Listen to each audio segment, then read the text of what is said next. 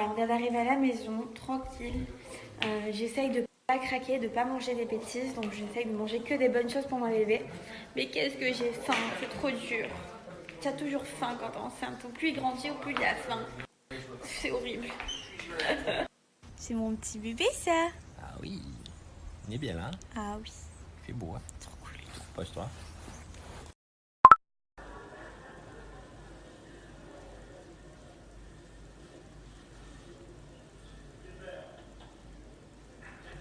Bon, voilà, je connais pas votre avis là-dessus, mais en tout cas, vous connaissez le mien.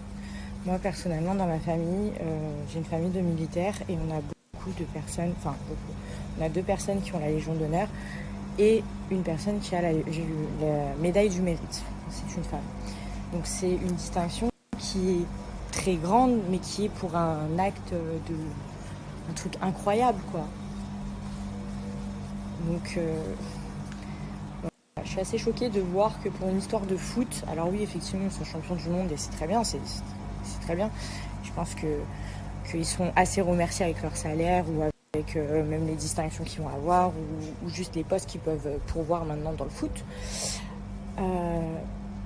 Mais de là à avoir la Légion d'honneur, je trouve ça aberrant. Genre mais vraiment aberrant en fait. Je pense que mon grand-père, il doit se retourner dans sa tombe en fait, clairement. Napoléon aussi, hein, d'ailleurs.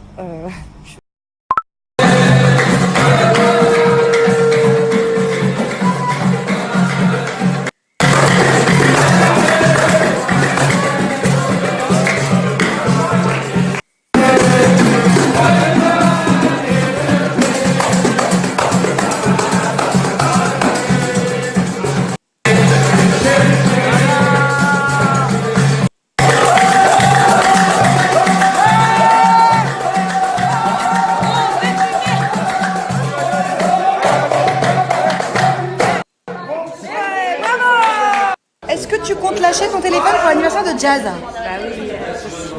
Alors donne. Ah non. Voilà. Mais non. Elle peut...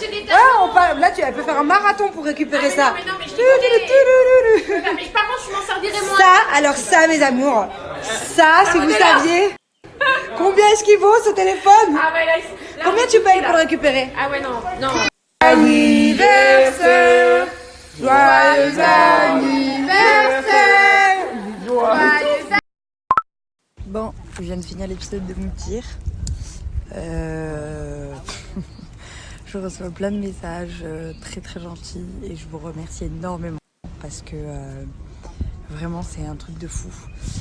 Quand je compare à la première aventure que j'ai fait où je me faisais beaucoup critiquer parce que en gros je m'énervais parce que je me faisais tromper. Mais bon, ça j'ai jamais compris mais c'est pas grave.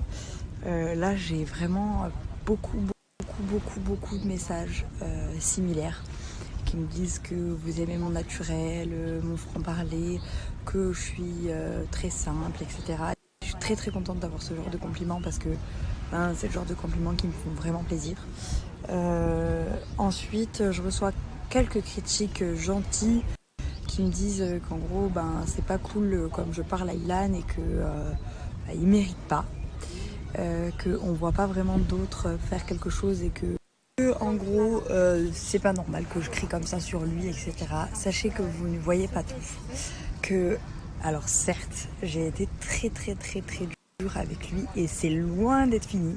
Ça ne fait que commencer. Vraiment, vous allez voir dans les épisodes suivants, je pense que je m'acharne de plus en plus sur lui. Mais j'avais vraiment beaucoup d'animosité envers lui et il gonflait un peu tout le monde.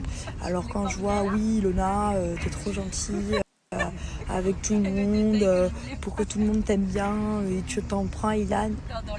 Non mais il faisait vraiment rien. Il dormait tout le temps et c'était assez insupportable parce que bon moi j'avais vraiment envie d'aller loin dans l'aventure mais j'étais contente d'être là juste pour survivre en fait, déjà c'était quand même exceptionnel.